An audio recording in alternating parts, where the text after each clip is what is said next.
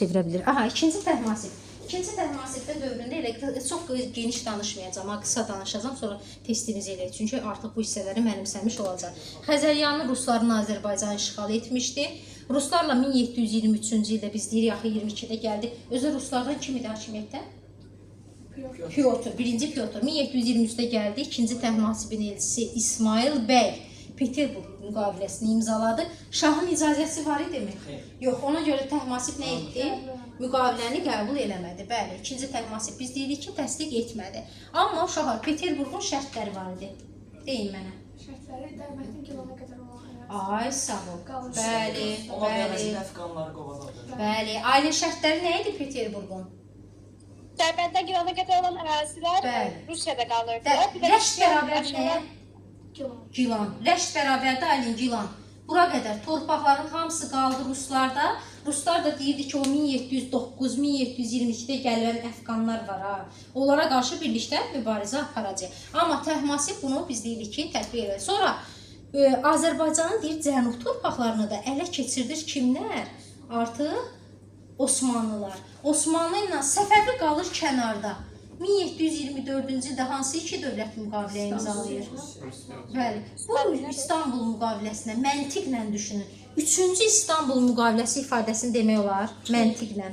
Yox, niyə? Birinci İstanbul kimlər arasında imzalanır? Səfəvi Osmanlı. İkinci İstanbul Səfəvi Osmanlı. Amma bu Rus Osmanlı. Səfəvi heç ortada yoxdur.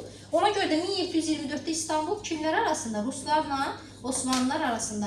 Şərtləri nə olur? Azərbaycan Osmanlıda qalır. Xəzəryanı bölgələri Ay, sağ ol. Ona bütün Azərbaycan deyə bilərik, yoxsa Azərbaycanın böyük hissəsi deyə bilərik? Böyük hissəsi. Xəzəryanı bölgələr isə qalır kimlərdə? Artıq bəli, qalır Ruslarda. Və uşaqlar, belə bir şey var. Bu müqavilənin bir dənə də şərti var idi. Nə idi? Hacı Davud Şirvanda tam müstəqil, yarım müstəqil xan olaraq tanınır. Yenə də qoşun saxlamaq var idimi? Yox idi. Bu müqavilə ilə Azərbaycan deyə bilərik iki hissəyə bölündü. Bəli, faktiki olaraq iki yerə bölünür. Hətta Cənubi Qafqaz da faktiki olaraq iki yerə bölünür. Testin rast gəlsəz, düzdür. Rusla Osmanlı yürüş eləyirlər, hərəsi özü üçün ərazilər tuturlar. Hətta deyin görün mənə, Osmanlı həmişə tarix boyu Səfəvlərin hansı mərkəzini tuta bilməmiş ki, onu tutur. Səfəvlərin müqəddəs, bəli, Ərdəbil aile. Ərdəbil onların müqəddəs torpağı idi. Təbrizi niyə? Təbrizi harda tutmuşdu? Osmanlı tuturmu? Sultan 1-ci Səlim tutubmu? Təbrizi. Sultan Süleyman tutubmu? Tutub. Niyə? Gör nə? Amma Ərdəbil yox. Hətta ən ağır şərtli müqavilə var ha. Onunla belə Ərdəbil kimdə qalmışdı? Səfəvlərdə qalmışdı. Burada artıq biz deyirik ki, 1724-cü ildə daha sonra başlayırlar yürüşlər eləməyə. 1725-26-cı illərdə artıq tuturlar əraziləri. Ateşfəşanlıq eləyir ki, Ərdəbil ərazisini tutdum, ələ keçirdir. Ruslar da öz ərazilərində artıq möhkəmlənir. Hansı idarəçiliyi qururlar? Komendant idarəçiliyi qururlar. Bir də Osmanlı özü üçün idarəçiliyi qurur. Osmanlı idarəçilik quranda, görüm kimin yadında qalır? Telefonlar yığışılsın. Tamam, yığışılsın. Biz deyirik ki, Osmanlılar Ərəblər dövründə torpaq mülkiyyəti verirdilər ha, xidmət müqabilində. Adı nə idi? İqta, düzdür? Deyin görün mənə, Ağqoyunlu, Qaraqoyunlu nə verirdi? Soyurqal verirdi. Səfəvlər nə verirdi? Tiyul verirdi. Osmanlılar yerli ağa və bəylərə nə verirdi? Bəylik və ağalıq. Bəylik və ağalıq torpaqları verilirdi. Özü də onu da bölmüşdü. Sancaqlıqlar, mahallar o formada, paşalığa o formada idarə edirdi dövləti. Amma tam əhali də ona tam tabi olmuş haldaydı. Xeyr, sizə göstərmişdi, göndərmişdim 18-ci əsrdə baş verən üsyanlar. Hansı ərazilərdə üsyanlar olur Osmanlıya qarşı, Ruslara qarşı? 1707 ilə falan dedi. Yo. Səfəviyə qarşı yox. Bəli, Rusa Osmanlıya qarşı. Aylin harda olub Rusa qarşı, Osmanlıya qarşı üsyan? 1723-də ilə 24-də Ruslara qarşı olmalıdır. 1724-cü ildə, bir də 1727-ci ildə. Bəli, Salyanda deyirik, Fatimə xanımın rəhbərliyindən üsyanlar olurdu. Bəli, olur da Osmanlıya qarşı da olur üsyan. 1724, bəli, 27-ci ildə. Yəni əhali, bəli, Qarabağ. Ümumiyyətlə əhali onların hakimiyyətinə qarşı, yəni tam sakit dayanmır da, mübarizələri var. Mübarizə edirlər. Uşaqlar, 1726-cı ildə Şah Təhmasib gətirir, yerləşdirir, gətirir belə deyim də, qoşun başçısı təyin edir Nadir xanı. Amma bundan qabaq deyin görün mənə. Əfşarlar kimlər tərəfindən gəlib yerləşdirilmişdi Azərbaycana? Kim deyər? Yox. Nə? Ay Şah Abbas tərəfindən. Şah Abbas tərəfindən, bəli, Əfşarlar Şah Abbas tərəfindən gəlib yerləşmişdi, döyüşən tayfalar. Deməli 1726-da Şah II Təhmasib kimi qoşun başçısı təyin edir? Nadir xanı qoşun başçısı təyin edir və Nadir xan uğurlu əməliyyatlar aparır. Ən əsas kimləri qovur?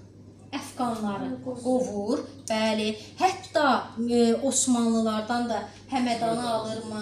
Bəli, Həmədandır, Kirmanşah ərazilərinə. Nüfuzu əhali içərisində artır. Kim narahat olur? İkinci Təhmasib. Xorasanda kimə qarşı üsyan olur? İkinci Təhmasibə. Onun üstünə kimi göndərir? Nadir xan. Nadir xanı. Niyə sizcə? Öz nüfuzunu qaldırmaq üçün. Başa düşdünüz? Burada qaranlıq qalmadı ailə. Diqqətin burada olsun qızım. Göndərir bura. 1731-də də Şah Təhmasib təzədən başlayır Osmanlılarla mübarizəyə. İrəvanı da itirir, Həmədanı da itirir, məğlub olur. Məcbur olur hansı müqaviləni imzalayır? 1732-də Kirmanşah müqaviləsi. Və uşaqlar, Kirmanşaha əsasən hara sərhəd olur Osmanlı ilə Səfəv arasında? Araz çayı sərhəd olur. Deyir, Araz çayının şimalda olan Cənubi Qafqaz əraziləri Osmanlıya verilir. Osmanlı da hansı əraziləri qaytarır? Kirmanşah, Ərdəbil, Təbriz, Səfəvlərə qaytarır. Aylin hansı ərazilər qaytarılır Səfəvlərə? Həmədan, Kirmanşah, Ərdəbil, Təbriz Səfəvlərə qaytarır. Və hər az sayda biz deyirik ki, artıq sərhəd oldu. Bu 1732-də. Yox. Bax, bu əraziləri sərhəd olur. Əslində, ora Osmanlı tərəfdə qalan ərazilərin içərisində olurdu ona görə. İndi gəldik nəyə? Baxın, Nadir xan qayıdır, görür ki, 2-ci Təhmasib torpaqları itirib, müqavilə imzalayır və Nadir orada xandır. Şah deyir ki, hər hansı bir hüququ yoxdur ki, düzdür. Azərbaycanın bir tərəfi də kimlər tərəfindən işğal olunur? Ruslar tərəfindən. Hələ ki, bir tərəfi də kimin hakimiyyəti altındadır? Osmanlının və artıq belə deyim də, Ruslarla da müqavilə imzalayır. Rusları da elədir ki, Azərbaycanı çıxartmaq üçün tədbirlər görməyə başlayır. Bunun üçün də uşaqlar, baxın, belə bir söz deyim, bunun hüququnun çox geniş olması lazımdır. Hələ ki, bu xanda axı, Rusiya ilə Rəşt müqaviləsi düzdür, imzalanır 2-ci Təhmasibin dövründə. Müqavilənin şərtinə görə Kürdən cənubdakı Xəzəryanı bölgələr deyir, Səfəvlərə qayıdır. Səfəvlər də o şərtlə deyir ki, mən Osmanlıları bu hissələrə nə edəcəm? Daha buraxmayacam. Amma uşaqlar, hər hansı bir hüququ var idimi burada Nadir xan addım atsın? Yox. Kimi hakimiyyətə gətirir, rəsmi olaraq vəkil olur. Şahdan sonra ikinci şəxs Səfəvlərdə kimdir? Vəkil. Bəli. O Qaraqoyunlar qoyunda kimdir? Əmr olunur. Bəli. Əmr Ömərə Səfəvlərdə neçənci şəxsdir? Hər ikisində qoşun başçısıdır. Qoşun başçısıdır, bəli. Şah 3-cü Abbas neçə aylıq uşaq idi? Bəzi mənbələrə 6, bəzilərdə 8 aylıq körpə uşaqdır, hakimiyyətə gətirir. Amma faktiki olaraq hakimiyyət kimdən əlinə keçir? Xanın. Hələ də şah deyə bilərik. 1726-dan 36-ya qədər aylin testlərdə görsəz şah sözünü eləməyin. Xan götürəcəksiniz. Və 1733-cü Abbası özünün naibi vəkili elan eləyir. Və ondan sonra artıq deyir, mən hansı müqaviləni qəbul eləmirəm? Kirmanşahı, bəli. Deməli, 2-ci Təhmasib hansı müqaviləni istəmədi? Peterburqu, yəni qəbul eləmədi, təsdiq etmədi. Nadir isə hansını? Kirmanşahı, bəli, təsdiq etmədi. Bir də uşaqlar belə bir şey var. Bax, bir şeydə diqqətli olacaqsınız. Bunlar düzdür, məsələn, qəbul eləmədi. Bu öz yerində. Bir də nədə diqqətli olacaqsınız? Baxın, 1700 baş verən problemlər, proseslər var ha. Şah olaraq kimin dövründədir? 3-cü Abbasın. Yəni, indi Venderqanlığı versə kimə götürəcəksiniz? 3-cü Abbas. Sonra düzdür, Şah 3-cü Abbas deyəcək ki, ölür. Ondan sonra deyəcək ki, Səfəvlərə son qoyulur. Onda ayrı dərs keçəcək. Artıq Nadir öz dövlətini neynir? Əsasını qurur. Artıq Səfəvlər sülalə olaraq yoxdur. Gəlin görə indi Osmanlını və Rusları necə olaraq qovurlar. Baxaq, 1733-də müqavilə imzalanır. Bağdad sülhü. Yaxşı, keçmiş biliklərinizi qaytarın demə.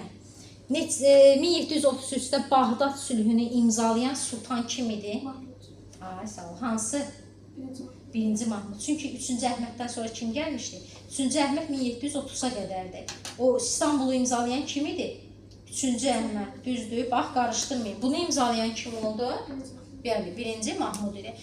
Amma Mahmud yox, Mahmudun dövründə idi. Bağdad hakimi idi, Əhməd Şah.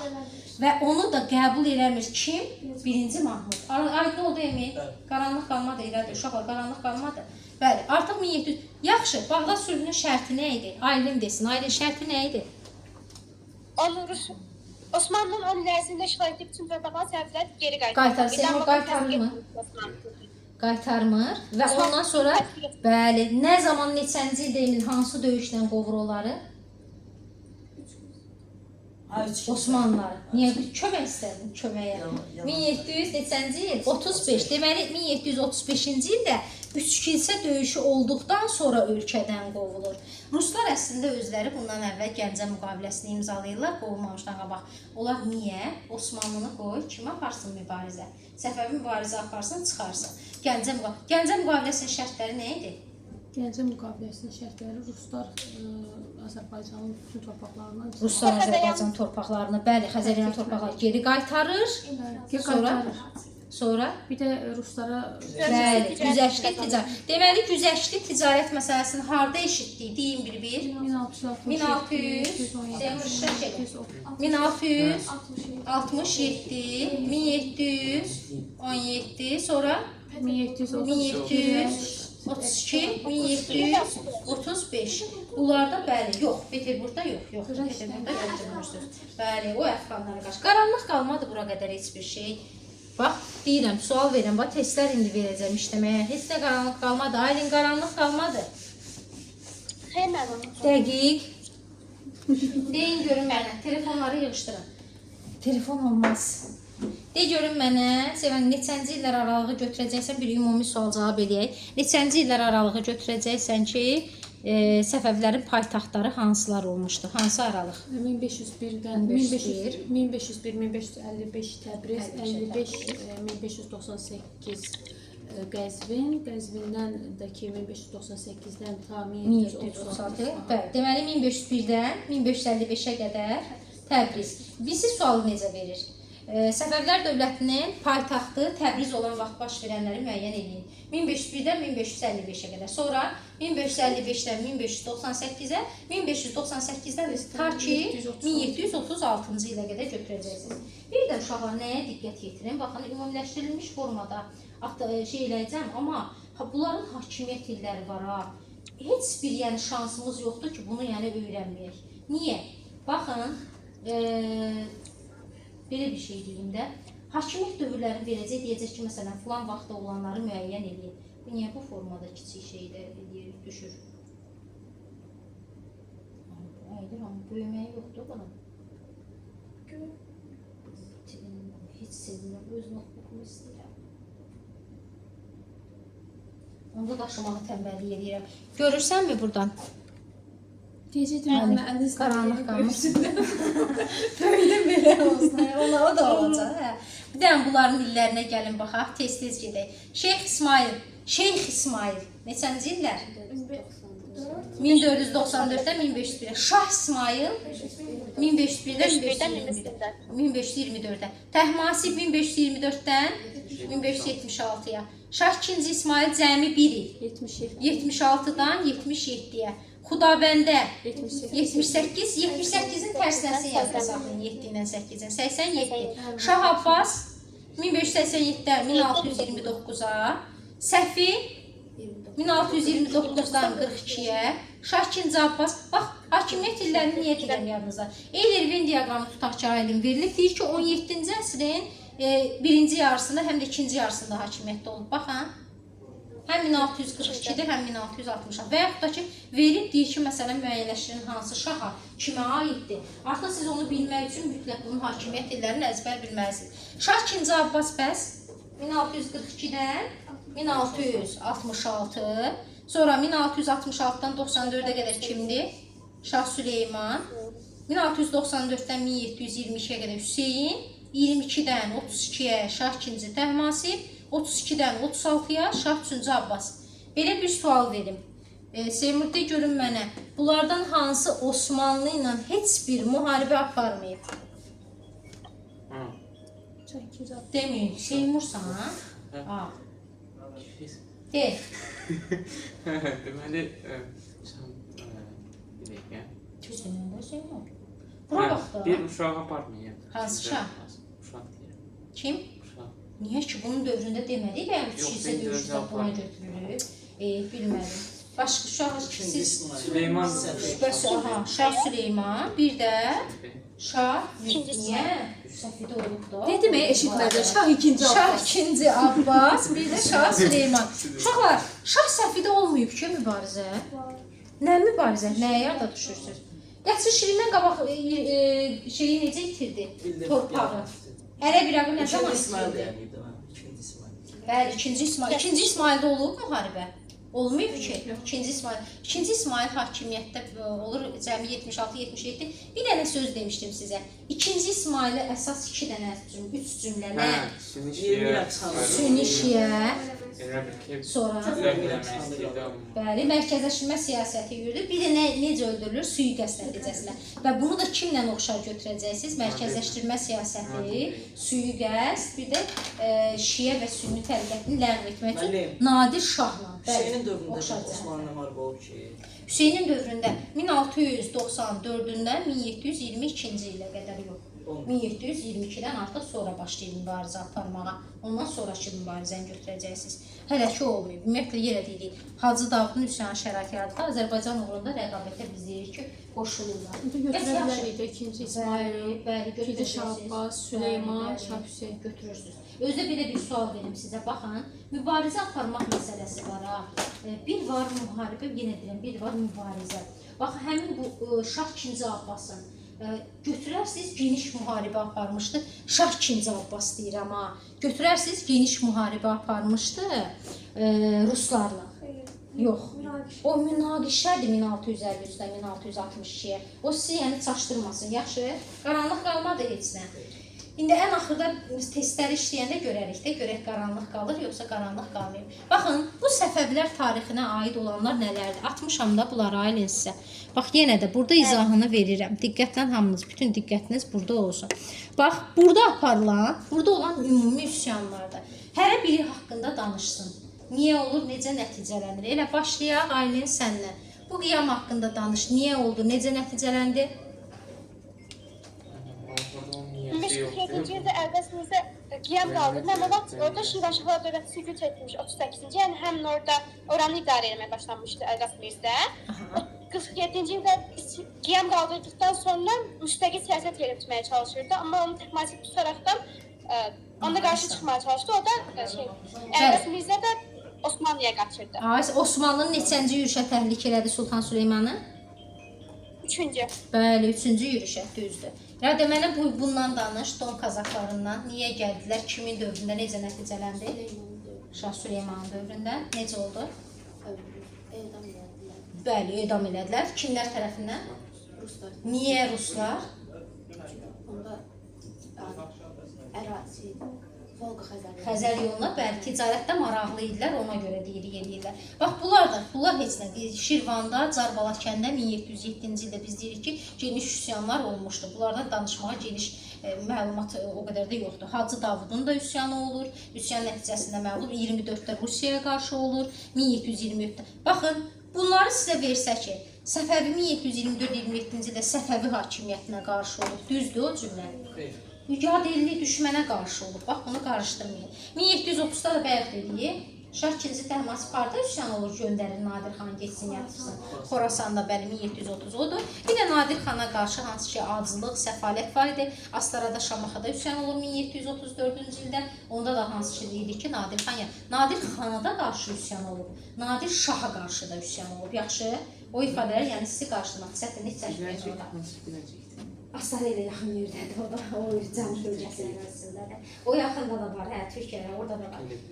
Orada da var. Deyin görün mənə, qaranlıq qalmadı. Bax, Səfəvidən 50 test işləsəm 50 dənə düz istəyəcəm. Lap yaxşı, 5 dənəsi olsun, 45 dənə. Aylin, sualın. Bax, Səfəvini bugün mükəmməl formada mənimsədik, düzdür. İndi keçək testlərimizə onda.